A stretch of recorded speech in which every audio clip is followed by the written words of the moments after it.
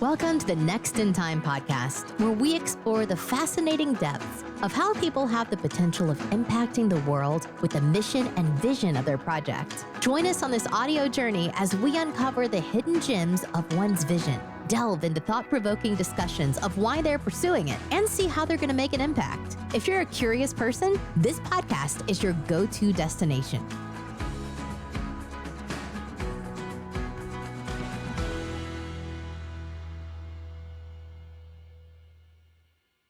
Hey everyone, welcome to the Next in Time podcast. I'm your host, ST, and today our guest is Kenny Damian. He's the co-founder of the KROWN App, which is an innovative solution for beauty and hair product distribution. It focuses more on providing an interactive platform and community to provide an education on hair maintenance and care. So Kenny, welcome to the show. Yeah, thank you for having me. I appreciate it, truly. I'm glad you're able to join. I'm sorry I heard that your co-founder was the person in charge of this whole venture is not present at the moment. Yeah, unfortunately not. Yeah, just some travel trouble. Oh, where's she at right now? She's currently on her way back from New York. Oh, New York. Okay. So but in terms of the KROWN app, I heard that you guys were able to just design the whole thing from scratch without any sort of help, right? Yeah, correct. Yep. So it's really just between me and her. She did a lot of the back end, so a lot of the actual mechanical aspects of the general coding of the website. A lot of work. Something that we had been curating for around 9 months or so. I would do a lot of the actual front end design, a lot of our branding and things like that.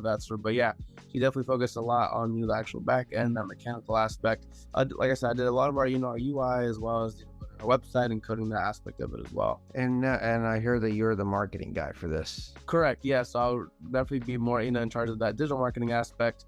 As well as us getting clientele, getting more people on board, getting more stores, and things of that sort. Really managing those aspects. Got it. And how does it work in a way in terms of getting your clients, getting the target, like targeting your market and all that? Yeah. No, really. So what we're trying to build right now, we've been doing a lot of different aspects. We've been doing a lot of talking with different companies as well as in different competitions. Really, just getting our name out there right now. I'm doing a lot of just general organic marketing. So just sharing. What we're looking to do. I'm really just kind of getting our name out there, specifically in Columbus and Cleveland. We have a couple stores right now in our funnel. We have 2 in Cleveland and 3 in Columbus that we're potentially looking to work with within the next couple months as soon as we launch. So that'll really be almost like our starter stores, really, almost just as a beta to see, just general that proof of concept of what we're able to bring different businesses and things like that. So a lot of what we're doing, especially when we're looking to bring in new businesses, is showing them the benefit of what the KROWN App is able to do. That's what. So I just wanted to know regarding. You said you're working with barbershops, or what are you working? No, so we're working with different hair care beauty supply stores. Okay, so it's primarily for people like if they want to showcase their products onto an app and then say, okay, this is what they. If people were to search for beauty solutions, they'd be like, okay, let's go through here, and then we can just look for, let's say, shampoo or even hair blower or something like that. You can just look at the app itself with all these options, and you could decide from there, right? Correct. Yeah. So right now we're starting up with a mobile pickup order option. Soon we'll be implementing delivery as well. So a lot of our target market are really people who are having trouble kind of getting to these places. Specifically college students. We spoke at OSU a couple times already, and a lot of the problem that our students are having is that they don't know where these stores are, or they don't have access to them because they don't drive or they don't have cars. So really trying to give that accessibility to people who really need it. As well in the application, as you mentioned earlier, we're looking to spread that information aspect of it. So have a platform where people are able to go in, find the best products for their specific type of hair. So currently we're building a software where we're actually able to scan your hair, and from there, it'll be a little bit of a survey, and we're able to then see the damage of your hair, if it's a type 1A all the way up to 4C, and from there better curate these type of options and storefronts that you'll be able to see on your actual application. So we're giving a platform not only for small businesses, but we're doing both small to medium size. So beauty supply stores that already have a customer base with plenty of stock, as well as smaller businesses who are looking to really just spread in that e-commerce platform. So it's almost as an Etsy platform that we're going to have as well, where we're able to apply, and then from there we're able to select certain businesses who can do a e-commerce style of fashion in terms of how they're actually selling the products, as well as in-person stores where people are able to go in person and pick their orders up. Got it. And let's get to more about the origin story of the KROWN App. So it was I believe when I first met you back in Columbus, I think you met, the interesting story is that you and your co-founder Amina met in like an elevator setting. It's like, okay, Yeah, yeah, tell me about it. I'd just like to know more about that story. no, Yeah. definitely, yeah. So we had both been working outside of this art studio over at 700 Brighton. So it is a office and studio space for creatives, different businesses here in downtown Columbus. And so I had been running my digital marketing outside of my own studio at the time, as well as an art collective. And she'd been working on the KROWN app, as well as working from home through her office. And so one day we were both hanging out at the same time.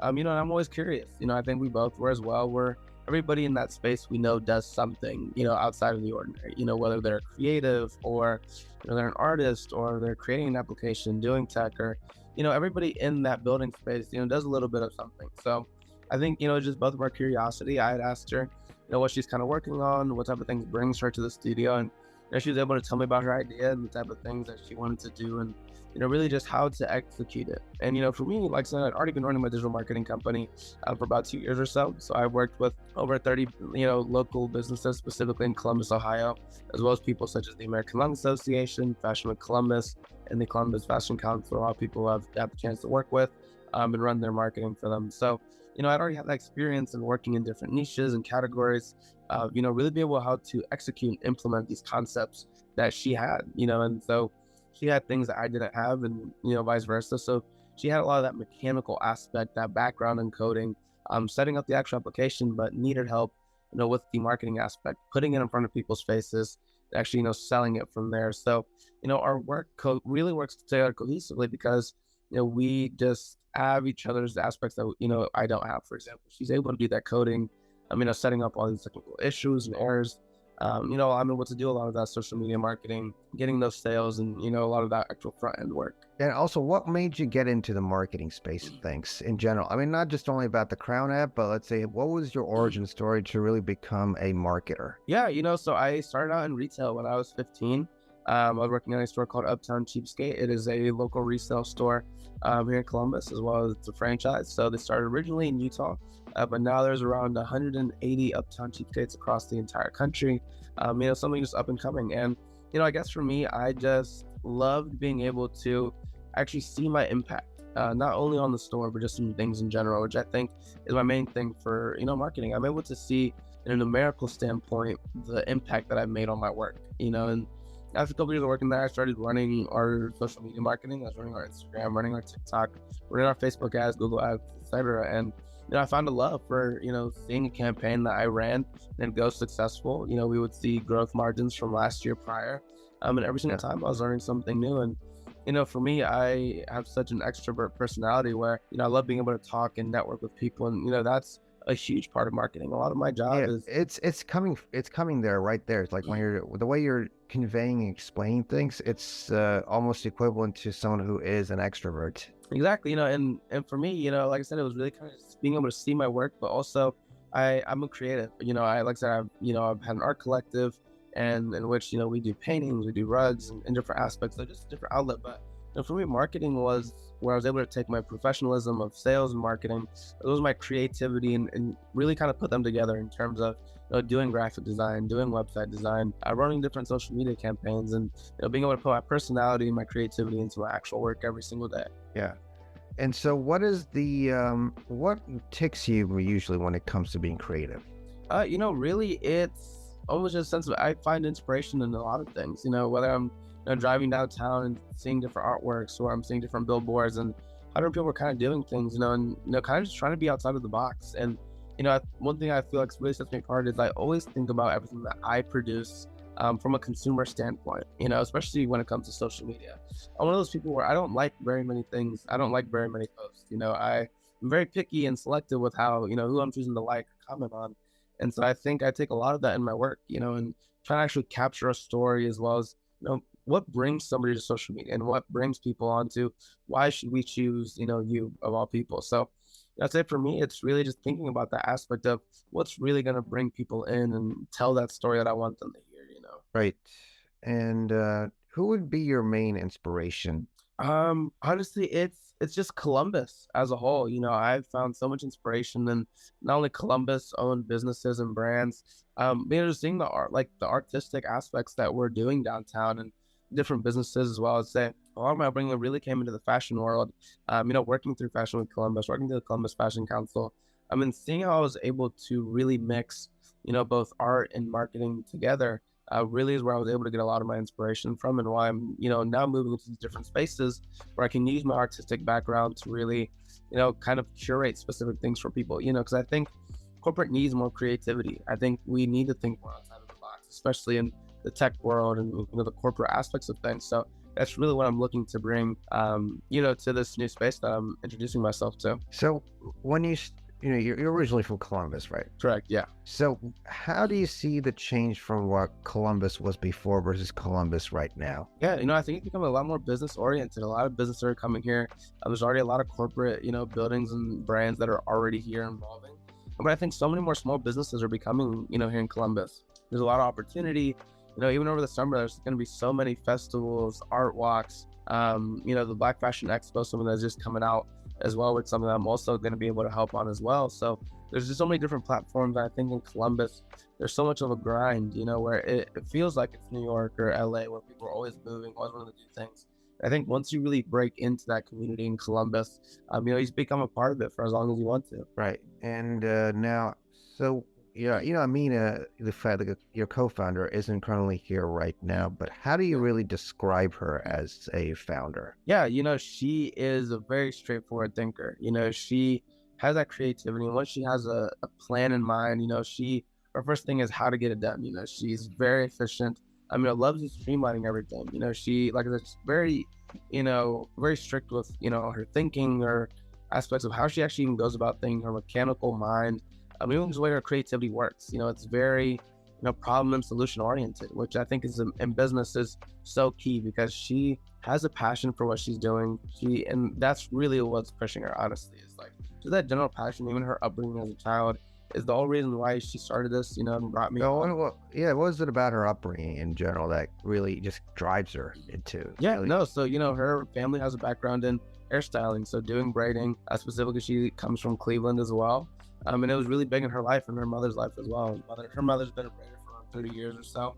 And she's really always been in that hair and beauty community, and so for her, she found a problem that she was having from, as a child all the way up to a full grown woman now. And she's found this issue, and now she wants to be able to solve it for not only her, and her people as well, but also the people around her demographic, the ladies around her, and just the entire community as a whole, really, in the beauty industry. Right. And now fast forward to this to building the KROWN App. How did she come up with the idea of?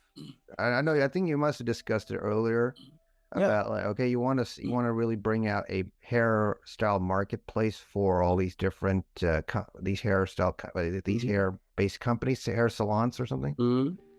And what was the one problem that she found, or even you guys found that? Definitely. So, go ahead. Yeah, that's the one thing for her, is she was the person who would actually have to run to the store for her mom's salon and pick up these items and then go back to the store and go back and forth. So I think, that's where it kind of starts originally as well. But, moving from there, it's just, her own and, at this point, my own too, our own cases of what we're kind of dealing with, So for example, you see a hairstyle or hair care product on TikTok, from there you have to go to YouTube to figure out how to use it. Then you have to go to a whole separate platform to be able to buy it. And, it's that process of, going through TikTok, finding a product, then to YouTube to learn the product, and then the Amazon or a different store, find out how to actually purchase it. So really streamlining these issues that she's had, breaking it from 3 platforms, 3 different applications, all to one, along with, giving people that information aspect. So telling young men and women, the best ways to take care of their hair, type of products they should be using, what products are ethically made versus not. Having that information aspect where, you don't need to go to three different platforms to find out that information, especially a lot of us who, parents are educated on our hair, how to take care of us, and, our hair aspects and different beauty things. It's providing that platform for not only parents, but children as well, to educate themselves and, really to kind of take a deep dive into what products they should be using, how to, best take care of their hair. Hair is something that is a part of everybody's life at some point, as well as their hair care and beauty, really. So that's something that affects so many people across the world. Okay, and now fast forward to now, what, like the app that you built, like what was this? I mean, were you with Amina when she built the app from scratch?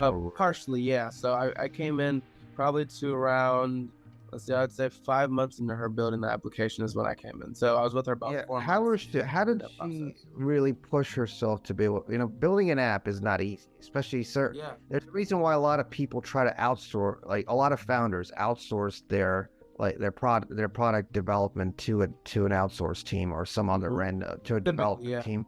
Typically, I mean, particularly, especially ones who just don't have like a product development background. Like, usually a lot of them, if one were to start a venture and they were only good at product, then they would have built the product themselves. But I feel like Amina was not someone like that. She just had to learn. I mean, when I heard her pitch the other day, she had mentioned she built this product for the MVP from scratch. Correct. Yeah. So, it was just that strive and passion to, build something that she wanted to, but also, even the means, we don't come from a background where we're able to, fund $15,000-$20,000 into a team to build this application for us. And it was just that want and grind, to be able to figure this out, from scratch. And, going through, she had done a couple classes and tried to educate herself, but everything that she really did, I was truly self-taught. It was just that same aspect of it's that grind to want to do it. I feel that if you have a want and you have a strive and you have a vision, it, streamlines that entire process of learning and education. Where it doesn't just feel like you're learning something, but you're building this craft and learning it for yourself and something that you want to curate. Right. And now coming to the app itself, so in a way you've mentioned that like you're trying to appeal this to college students or anyone. What is your main market at the moment? Our target demographic really is, we've been saying this a lot recently, but it's also people of color, as they're the ones who are going to be really mainly using this product, as well as this platform. Part of our demographic really is constantly, needing, our hair braided or our hair done and having, just dealing with textured hair in general. But, as well, besides that, it's really just both men and women, as we're targeting, the beauty, hair care, and also self-grooming industry as well. So it isn't just for both men and women, especially as a man. For me, I didn't see so much education on how to take care of my hair, what products I should be using, and things like that. So we want to make this an open resource, for all genders and people as well. So we are really going to have hair types from 1A all the way over to 4C. Really, it's people who are highly high consumers of the hair care and beauty industry. So what would you be like targeting more, for example, people who are like models or performers, or some people where they require their hairs to be a certain type in order to be, in order to present themselves in front of the audience? Yeah, no, that's one platform that we wanted to, touch into as well, especially with, me already having a background in Fashion Week and the Consumer Council, etc. So we're kind of being able to build that platform where we're able to kind of have both. But no, it's not where we're really targeting, a specific group of people or models, etc., but more people who, need that accessibility to these different products and information. So, that's one thing that we're really building, is having that KROWN community aspect where people are able to build information, and learn from our application through it. So walk me through the user experience of the app so far. Like when someone tries to say, okay, I need to get, let's say I'm a guy right now. I need to get a haircut. I need my hair to be styled to be a certain way. Let's say I want to have, let's say, a military cut. Because sometimes I like short hair, sometimes I like long hair. Having long. I gotcha. If I need a military style cut, do I just enter into the app saying, okay, here, this is what I want. This is the type of style I want. Can you do it for me, kind of thing? No, not necessarily. So, it's something that we have looked at in the future in terms of bringing on salons and different barbers, but it's more of, okay, let's say you want to grow your hair long, and you're starting to grow out your hair and you're figuring out, okay, what type of products should I be using for my hair? Is it, what type of oils, gels, shampoos, conditioners, etc. So you go into the application, from there you fill out a survey on, how long you've been growing out your hair, the type of texture that is it 1A through 4C, etc. those being able to stand into our business software that we're building. And then from there, can you explain the 1/8 or 4C in layman's terms? yeah, no, of course. So that's really just your actual hair type. So your curl pattern of your hair, is it pin straight? Is it wavy? Is it, very highly coiled? Is it, semi curly? So those different aspects of how everybody's hair is actually broken down into.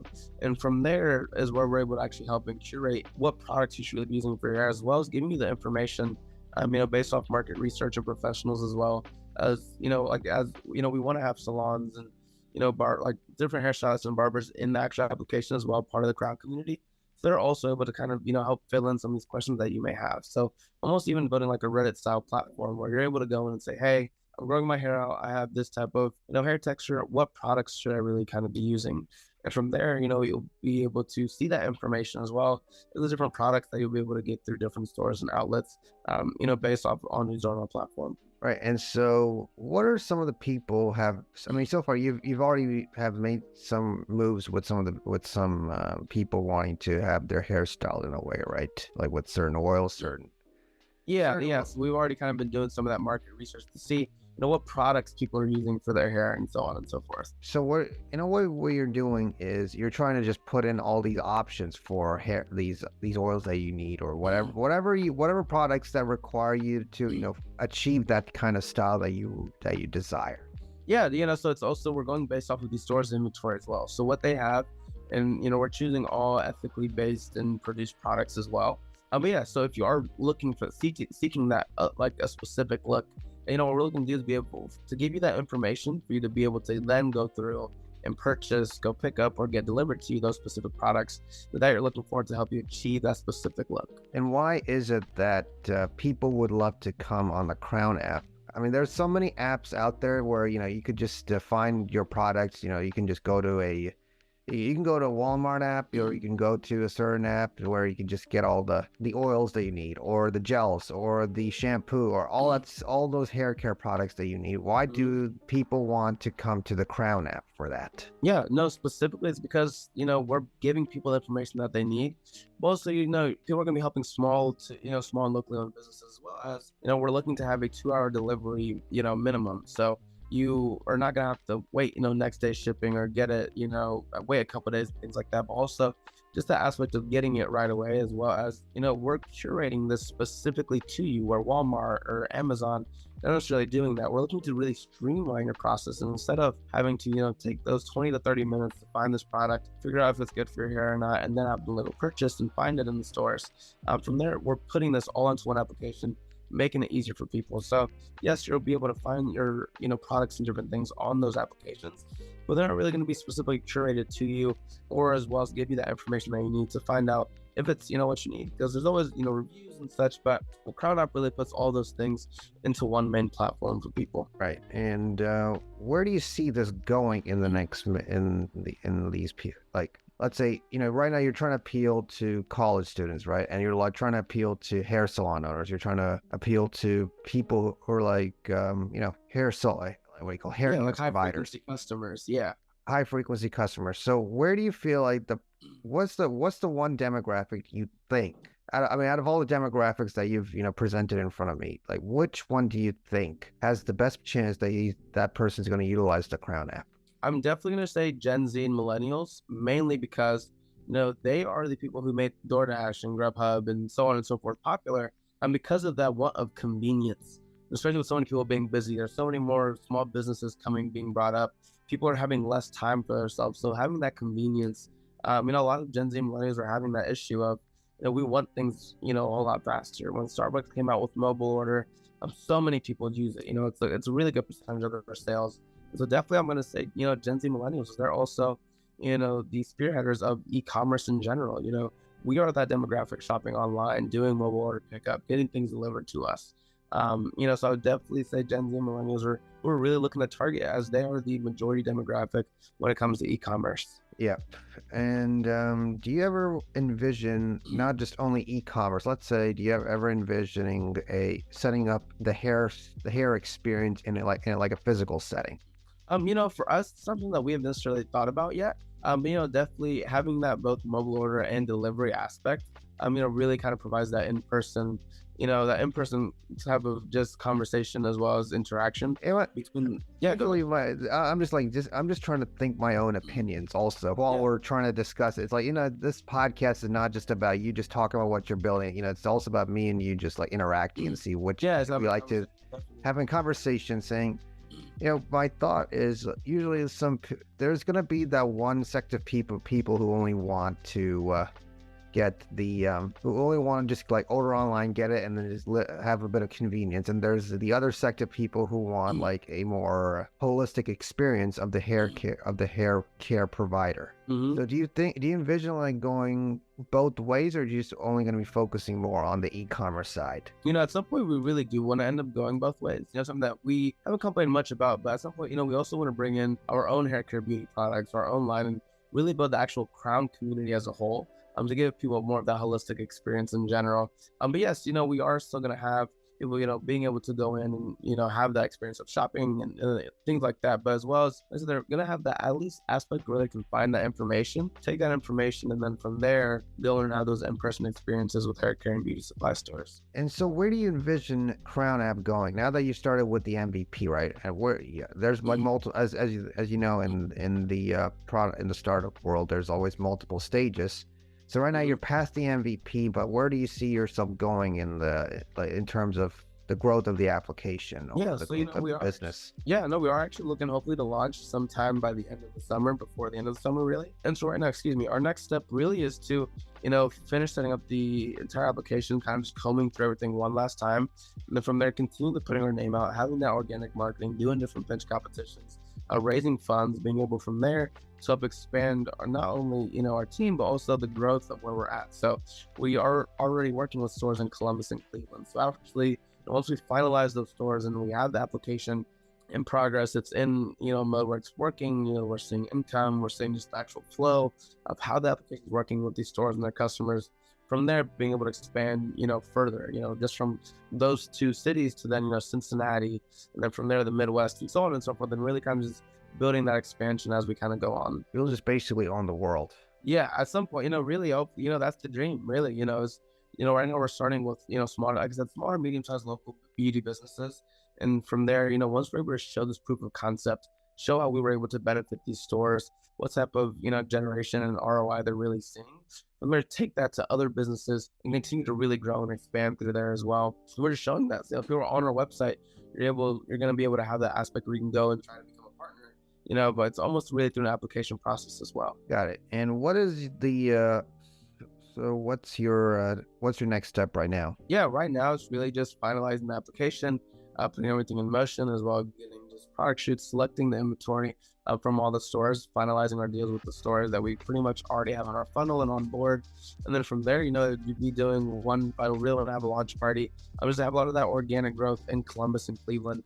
And then from there, once we get the application on the actual app store, we already have our iOS Apple Developer Certificate and things like that. So, once we put it on the app store, from there, really just seeing how it's moving. We're going to be operating across all 5 stores. And really just doing a lot of market research and seeing how this is impacting those stores, what type of progress is being made with us through it. Right. And why is it that people want the KROWN app? Well, that's going to be our last question.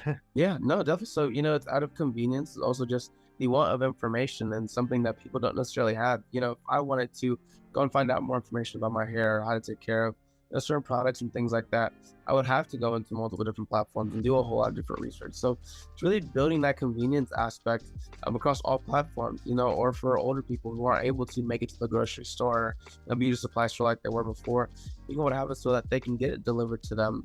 And for college students, same thing. If they don't have a car on campus or they don't know where they can find the different products and such, giving them that platform so they're able to find it, as well as providing a platform for small businesses to be able to expand their business, so sell their products through there and show people that different things that you can't really find on Amazon or Walmart. Right. Okay. And so we're just going to wrap up this episode by asking this one final question, which is, what advice would you give to founders or any entrepreneurs out there who are trying to build something, trying to build a grand vision for the future? Really, I would say, find a problem that you or somebody has, and really try and find a solution for it. I think that problem solution aspect of, you want to build something that people are genuinely going to use. And that's why I really jumped on board. I saw that this was a problem not only I and, my sisters and family have had. So, I was passionate about resolving the issue, but it's also something, we have to have passion for it if you really want to be able to, do it correctly and do it well. So, finding something that you have passion in, finding the problems that you or something you haven't experienced, and then from there, bringing out a solution and one that's actually viable, and from there, continuing to expand slowly and seeing that long-term vision and not seeing, the startup, you probably know this as well as, you speaking with so many different people, but that slow grind to really get up through this ladder. And from there, once you finally get to launch, being able to find out how you are going to be able to expand, besides just from you and your office at home, but, that long-term vision of what you really want to do and keeping that in mind throughout the entire time. All right, cool, Kenny. Thank you so much for coming on the Next in Time podcast, and looking forward for you and Amina to see how you guys are going to take the KROWN app to the stratosphere. Thank you, ST. I really do appreciate you having me on today.